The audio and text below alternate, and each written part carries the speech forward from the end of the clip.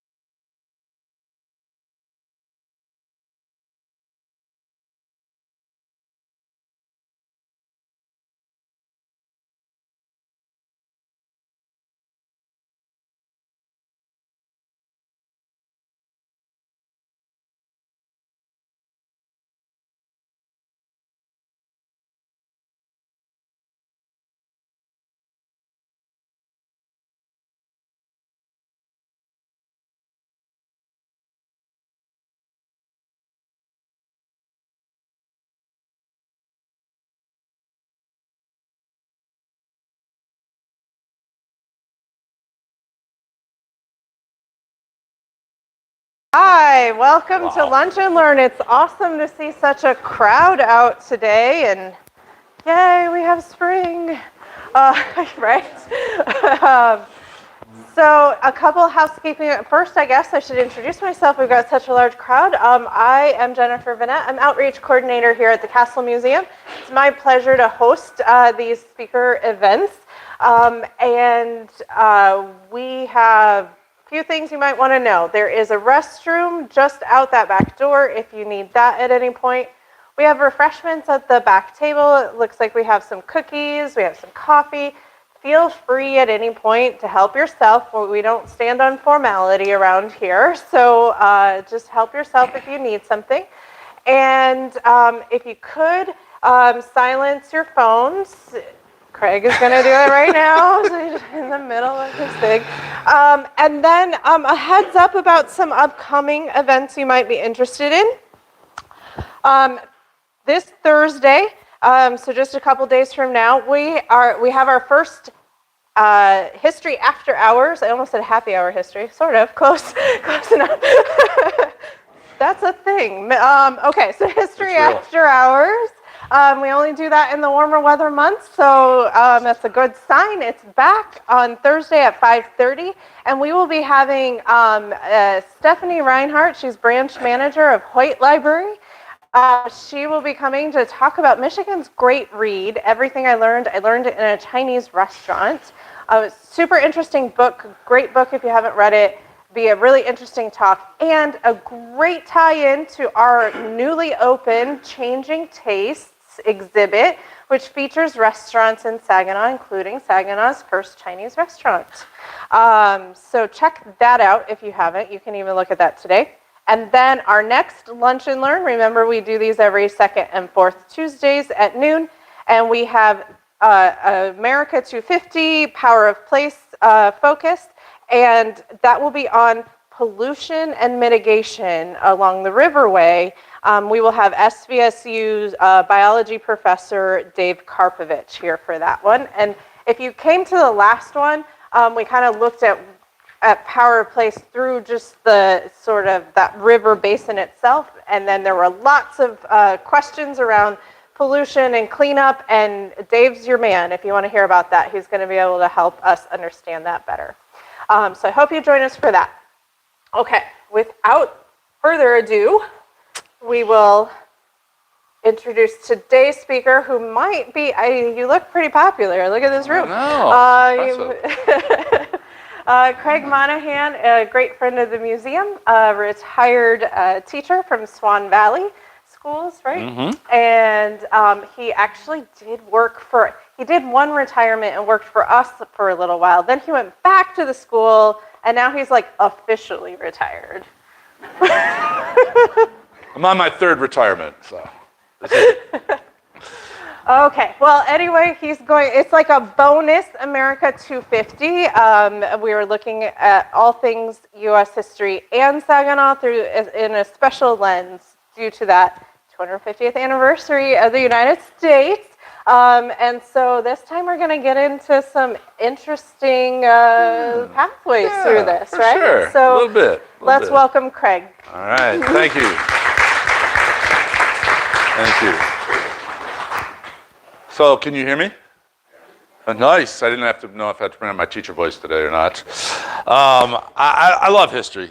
Jen asked about doing something before, and I did lumbering here 6 months ago, something like that. So it was fun.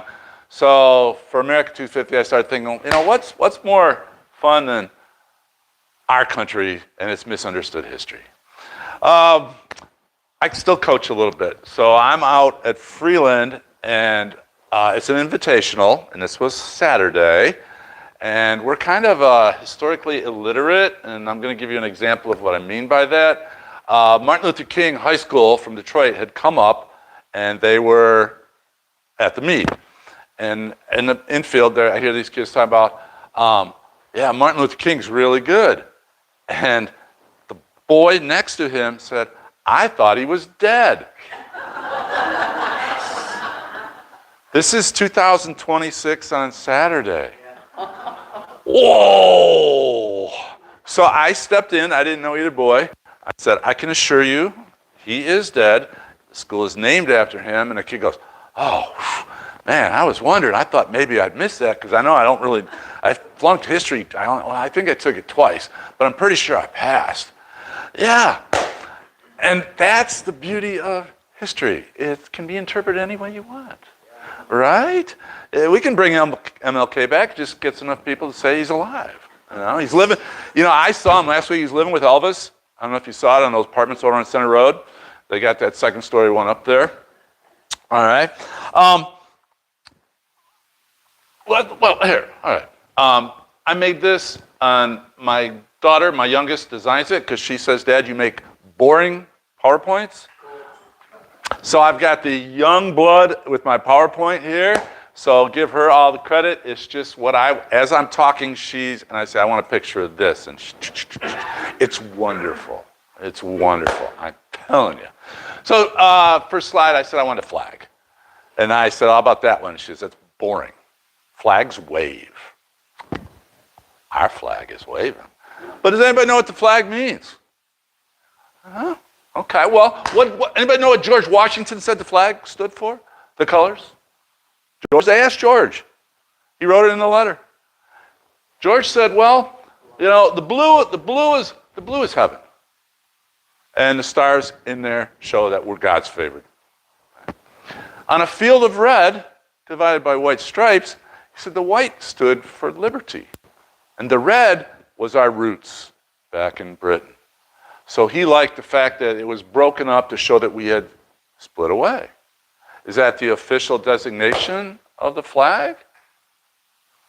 In 1777, when it was adopted, there was nothing. There was nothing about what the flag meant. So somebody asked George, so he gave his opinion. Congress adopted something totally different. Does that sound unfamiliar? Right?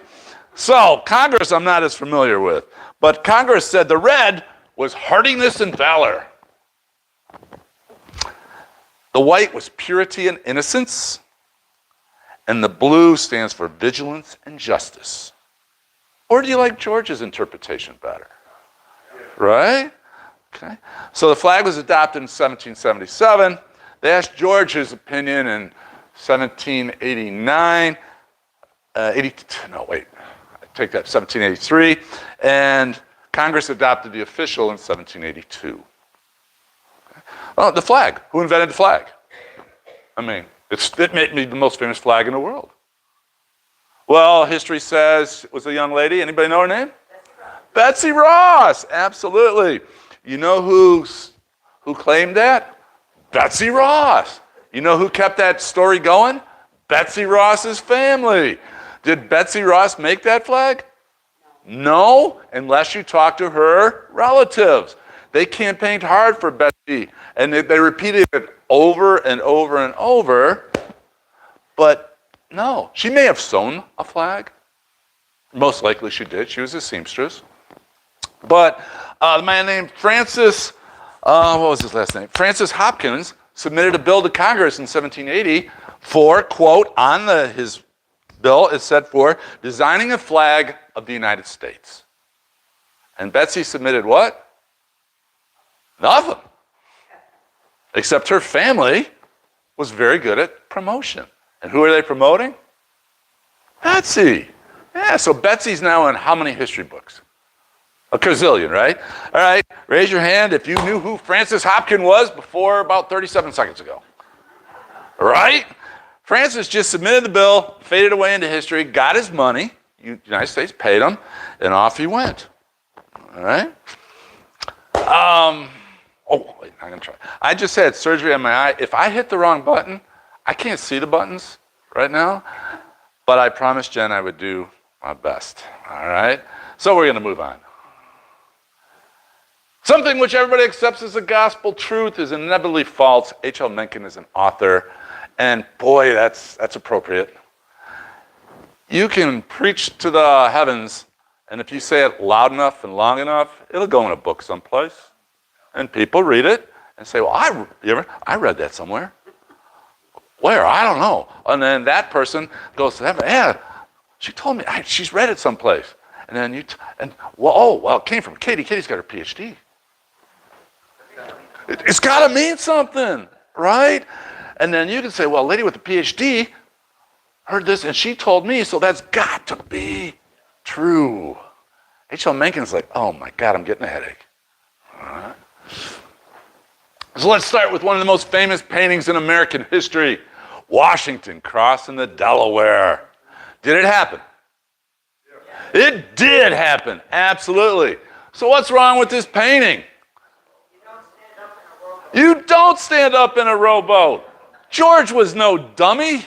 He's not going to stand up in a rowboat. Good night. He's one of the brightest we've got.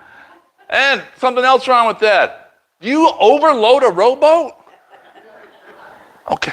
Washington had plenty of boats. What didn't he have a lot of? Men. Yeah, he didn't have people. This was a time of great desertion from the army. And it was cold and people just wanted to go home and sleep in their bed. He had lots of boats. And then when he crossed the Delaware, it was into the darkness of night. Sure? You sure? Does that look like it's the darkness of night? No, but this was painted. It was painted by one of Washington's greatest backers because they wanted to make George look powerful and good. So a lot of stories about our famous figures were done by proponents of who they love these guys. And what's not to love? I've got a shirt that says Founding Fathers Fan Club. Boy, we sure miss him. I'd love to see George today. There's another one of my, I randomly picked these guys, just people I found fascinating in history. So there's Teddy Roosevelt, a bombastic man if there ever was one. He was loud, and he was proud, and he was arrogant, and he just loved everything. He thought he was a man's man. And maybe he was. Teddy gave a speech in Milwaukee, And as he's speaking, he's running for president. Guy comes out of the crowd and shoots him. Right there. He should be dead. But Teddy wasn't dead, if you know the end of the story. He survived. How did he survive?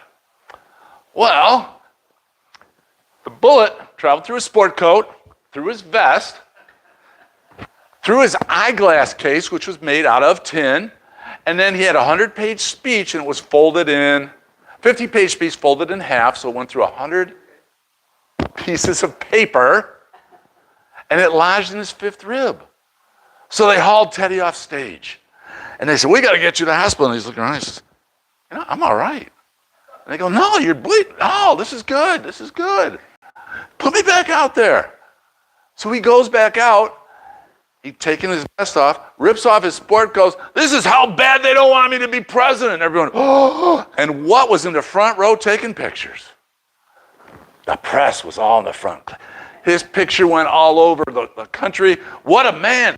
And he used this as part of his campaign the rest of the way. This is how bad. You need me, because the enemies of this country, they tried to get rid of me. And this story went unreported except for the picture. Anybody know that? Anybody make a history book anywhere? But isn't it fun? History can be really fun. And there's Teddy. Warren Harding, if you didn't know, he's a president. Okay, one of our low-key presidents. His claim to fame is the Teapot Dome scandal, which means he wasn't very bright, he got taken advantage of, and he was kind of a crook. Oh no, in politics? And he was being called out. He was talking about Paul Revere and how awesome Paul Revere was, and he symbolizes America. And somebody who'd actually read their history raised their hand and said, "Well, Mr. President, did you know Paul Revere didn't really ride? He was captured." And the famous quote from Warren Harding, "I love Paul Revere, whether he rode or not." Well, the answer to your question is not. Before giving warning to Concord, Revere was discovered by the British, and he was detained and captured and spent the night in jail. But a 16-year-old girl named Sybil Ludington, who you all have heard of, right? Hey, I like you guys. Yeah. She rode 40 miles through the countryside, rallying her father's troops. Her dad was a colonel in the militia. So she got on her horse and she went through, and she was the real savior for our troops who gave warning. How many history books is she in? Is she a woman? Is our history books written with women in mind? They're not, really. They're not. But there's a rendition. Do we really know what Sybil looked like? Nope. That's just a painting. That's how we made her. So, hi, Sybil. Hope you look like that. Okay. All right. I took this one from when I was teaching in a middle school. And we were talking about, the Pilgrims and Thanksgiving and everything. And one kid made a reference to the Pilgrims living in teepees. I said, no. And somebody goes, "Oh, I know. They lived in log cabins." I'm like, "No." And the kid goes, "Yeah." He said, "No, I know. They did. We learned that in 5th grade." I'm like, "No, you didn't. Please tell me you didn't." And he said, "No." So I got out and I pulled up pictures of what the Pilgrims' houses look like. And the kids were like, "Really?" I said, "Really? Doesn't it look a lot like an English house?" "Oh, wait, where'd they come from?" Yeah. You got the thatch roof and the flatboard sides. Absolutely. You got your rainwater bucket out front. Oh, look at the door. Marvelous, huh? Yeah. This is a reclamation of it, but that's pretty much what they look like. Now, our native tribes in Michigan. We're all Michiganians here, or Michiganders, whichever you prefer. Teepees for our tribes here? No, they lived in wigwams. No teepees here. No, those are Plains Indians. They're the ones that are on TV and famous. There are no really cool movies about the Algonquins and Ojibwe that lived here. The Potawatomi, the Ojibwe, and the Ottawa, they get nothing. But the Sauk got something. You know what the Sauk got? They lived here. They get Saginaw named after them. In English, Sauk means, Saginaw means of the Sauk. And that's how we got our name. And the Sauk were transient. They weren't one of the big three. But when the white people showed up and the French were here, who was here? The Sauk. Yeah, history's timing, isn't it? So I said, oh, well, where were you guys? Oh, we were up in Saginaw, where the Sauk are. And that's how we got it. I don't know about Bay City. All right. So our buddies, the Pilgrims. Where did they land? Plymouth Rock. Plymouth Rock? About 20 years ago, I went to Plymouth Rock expecting to see something super cool. That's what I saw. I was like, no, can't be. And so I don't know. I was thinking, well, maybe this is where they landed. There's the rock. Or possibly, maybe it was this one. And notice the Pilgrims were so good, they carved a date into the rock that they landed. Yeah, that's thinking ahead, all right? So the second time I went there, they had a big rock, bigger than that one. I didn't see that little one. I just saw a picture. And it was fenced off because people kept graffitiing the rock. So there's a rock there, and it's chain linked off. Very cool tourist attraction. Uh-oh, what'd they hit? Oh, okay. Well, it's still up there. Give it a minute. I haven't seen this. This is why I don't do this stuff. That's Pilgrim's house in an earthquake. Katie brought that for us. She knew I was just going to take a break here. Nice. Well, did the Pilgrims really land at Plymouth Rock? They did not. Do they know where they landed? They got a pretty good idea by the description, but it wasn't in Plymouth. Okay. It was down the coast. The little town that they landed at didn't realize what they had, but Plymouth did. They said, we can make money off of this. So they became where they landed. And Mepham's just like, wait a minute. Metham was 100 years late to the party. They didn't realize what they had. So they have a little sign that says, well, they really landed here.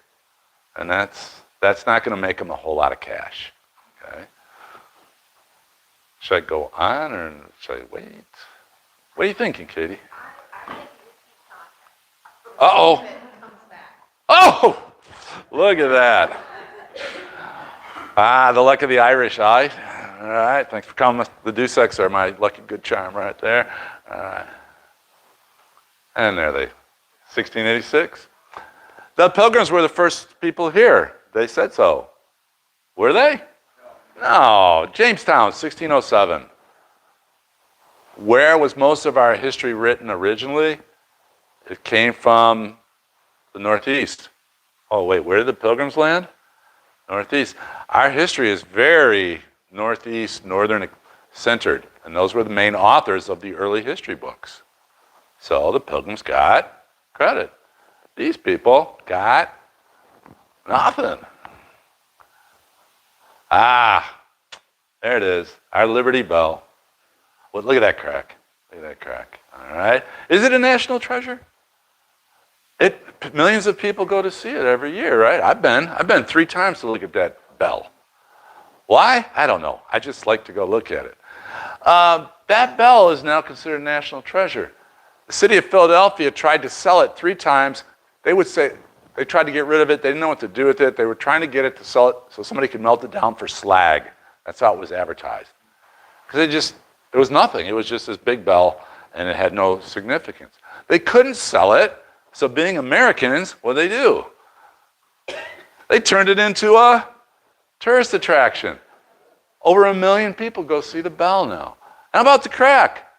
The story was it was shot by the British and it cracked the bell and it rang it, symbolizing history. No, they dropped it. There was no shot that cracked that bell. It's crazy.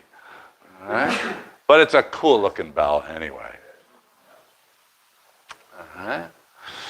Parson Weems invented the whole story about the bell ringing for American independence because history is a binding thing. It pulls people of all diverse races and ethnicities together because it's something that you all can share in common.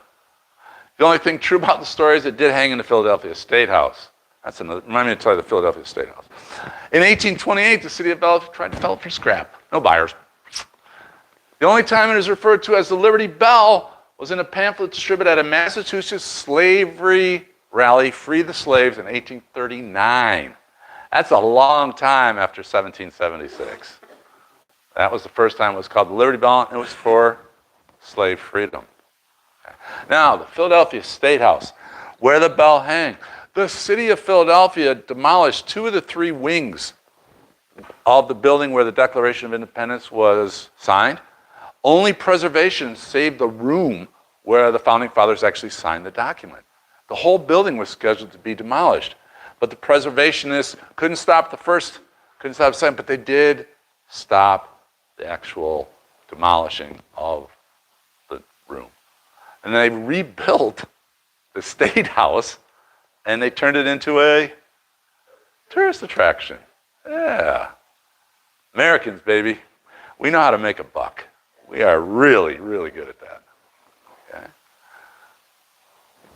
All right, when did America declare independence? We celebrate every year. July 4th. Absolutely. No, Jerry knows. No, it wasn't July 4th. Well, it was dated July 4th. It was declared 2 days earlier on July 2nd.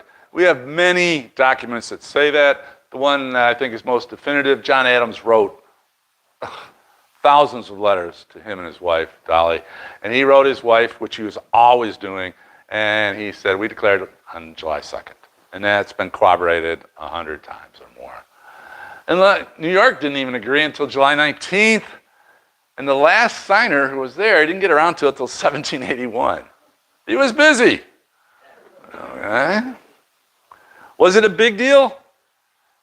It was once the war was over. If we lose that war, any of this coming out, who's writing the history? The winners. Britain would have rewritten this history. I taught English history and American history in England for a year in my wandering travels as a young teacher. That was an eye-opener.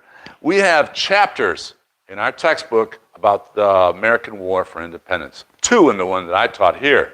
It was a paragraph in the British text that we were using. And I'm like, no. The kid's like, what? We just got tired and left. No.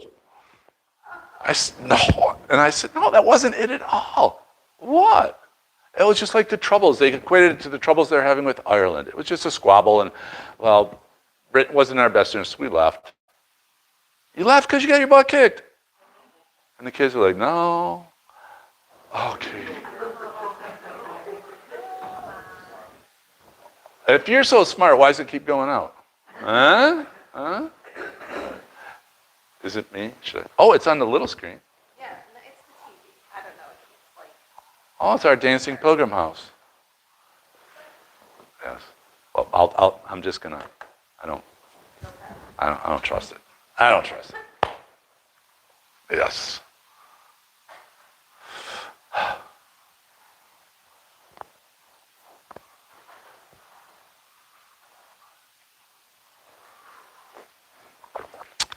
Well, History Happy Hour that Jen spoke of, that is a real thing. I'm a big Lincoln guy, so I went down to the Lincoln Library, and which is awesome. If anybody goes there, top 10 that I've been in, really, really cool. And after that, on the way out, we saw a little flyer on the door for History Happy Hour. And I turned to my buddy Mark and said, we got to go. And he goes, what is that? I said, that's where we're going. So we found it walking around Springfield. It's in this little micro bar, pub there. And sure enough, History Happy Hour. And that's what it was, exactly. People were happy to listen to history and happy to drink while they listened to the speaker he was talking about Lincoln.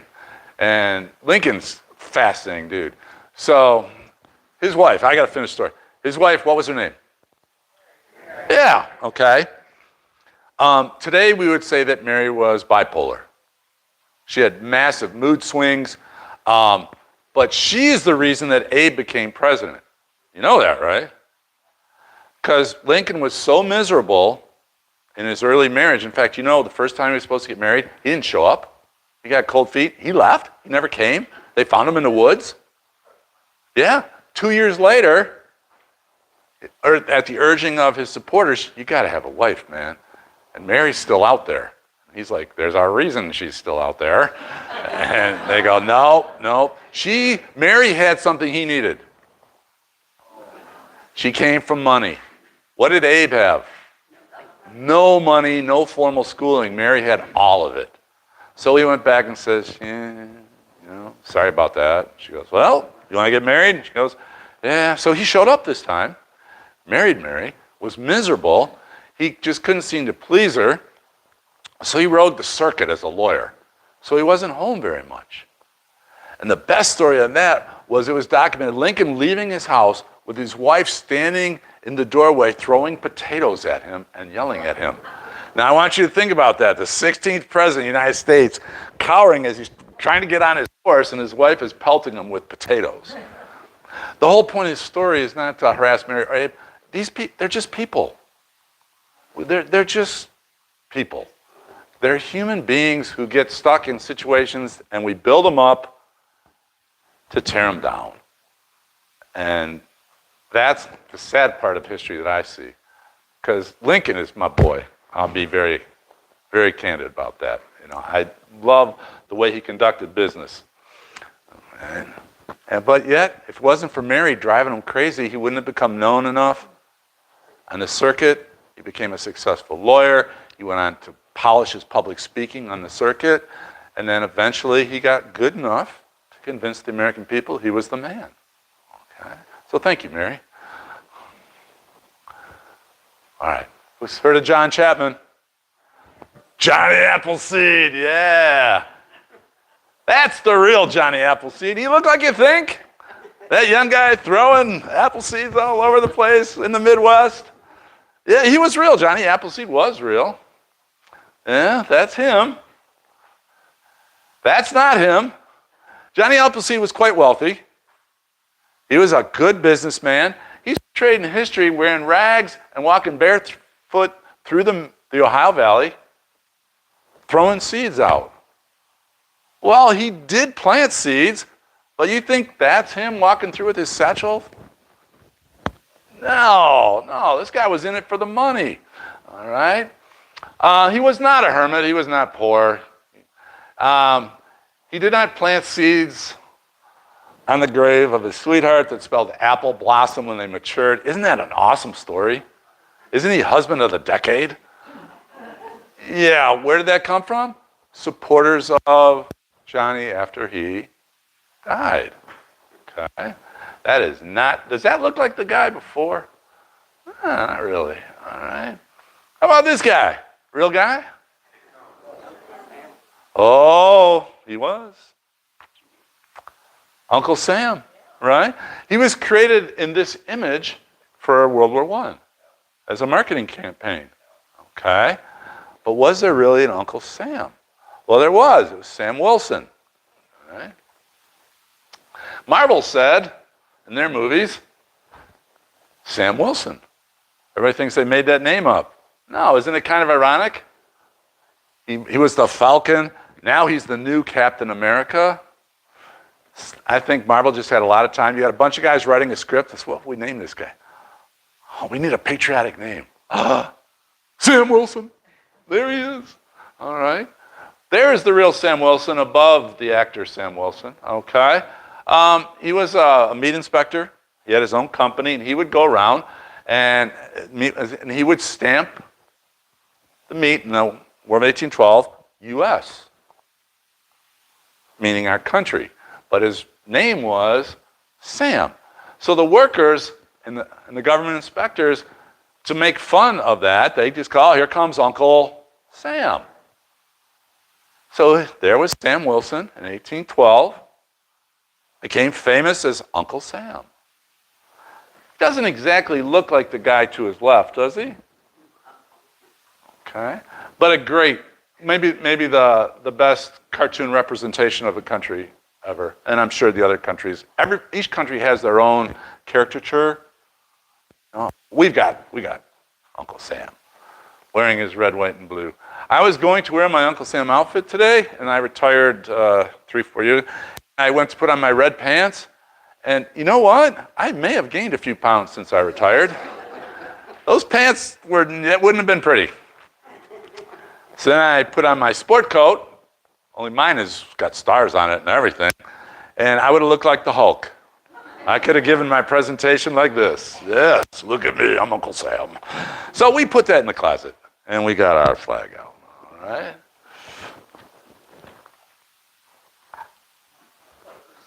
Mother Goose, there she is, in all her glory, right? We were the generation of Mother Goose. So I asked my grandkids, Mother Goose, nothing. I went down when I was doing the reading in the elementary school out in Swim Valley. Nobody heard of Mother Goose.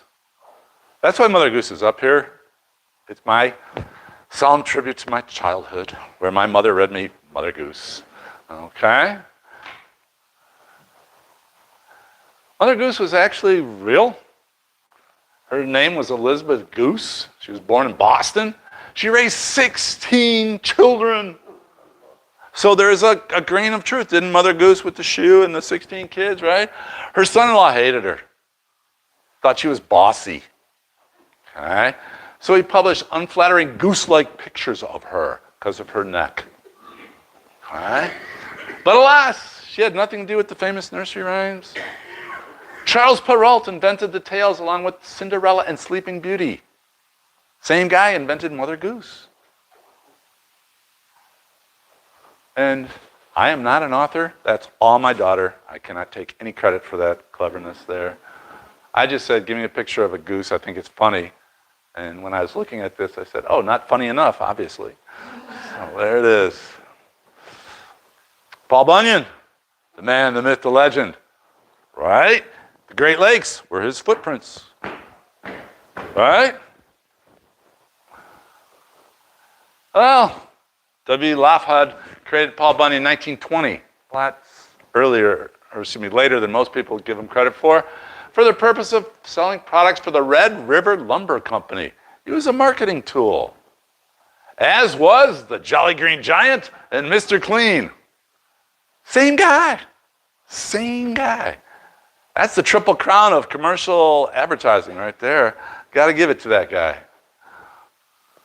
And I just got to say, I was so disappointed. My youngest, who did the PowerPoint, she had never heard of the Jolly Green Giant nor Mr. Clean. So I had to take her upstairs under the kitchen sink and pull out a Mr. Clean. She goes, that's it. She just went. I don't know what that means. Help me here. What does this mean when you're 26 and you go? And she turned around and walked away. It's like, I expected like, oh, wow, Mr. Clean, just like on the picture. Or, oh, wow, that guy made this guy too? I got double thumbs, kind of like that, yes. Oh, well, here comes our pilgrims. What happens when I push the slide? Nothing. Okay, I had to try. You know, you'd think with the PhD, she'd have the answers to every single problem in the world. Jeff Cottrell was in here sabotaging it earlier. Yeah.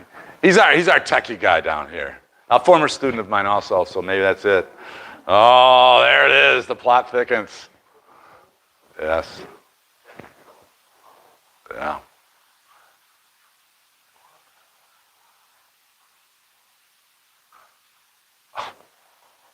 Last time I set this down, it helped. There it is. We just got to get a newer, bigger budget for a new television. Well, where's your Wi-Fi in here? Does that happen with every program or the capital Z? It seems to restart. We don't know what the TV problem is. But it is not. Oh, wait. Hot dog. Yeah. Of all our folk heroes, Santa Claus is probably the most misunderstood, but he's the most familiar. There's Santa. He's sad because he's misunderstood. Nobody really knows anything about Santa. So we're going to try and cheer him up. Well, first, strictly an Americanism as the name. He was St. Nicholas in Europe. He was La Befana in Italy. Every culture has their own name for Santa.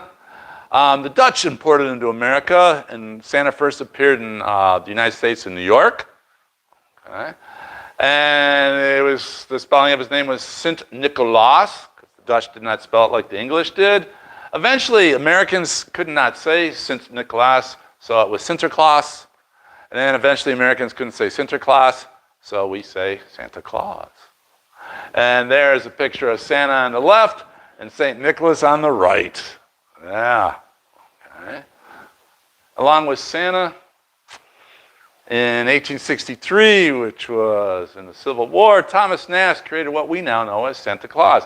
He was the one who gave him the red suit and the jolly belly, like my red pants there, and the pipe to go along with the famous poem, right? But the Santa Claus, did you know Christmas really wasn't a big deal until the 1930s in America? What product are we thinking for that? Coca-Cola. Coca-Cola made Santa famous. They poured millions of dollars into an amazing ad campaign using Thomas Nast's image. And Santa has been ruling the world ever since. And thank you, Coca-Cola. Same guy who gave you cocaine as a medicine. Yeah.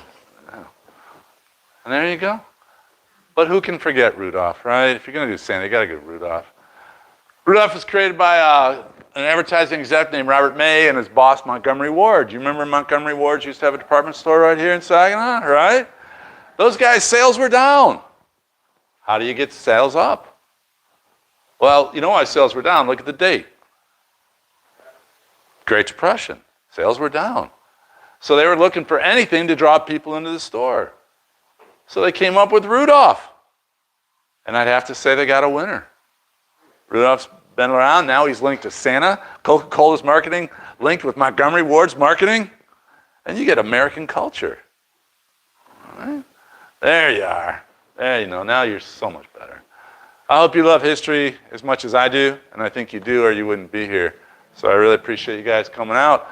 That's all I have. Unless you got questions for me, I'm good to go. Thank you. You're welcome.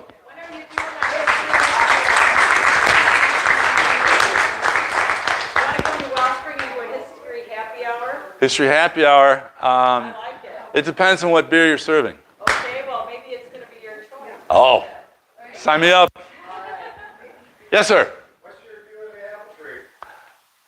View of the apple tree? Yeah. Oh, well, yes and no.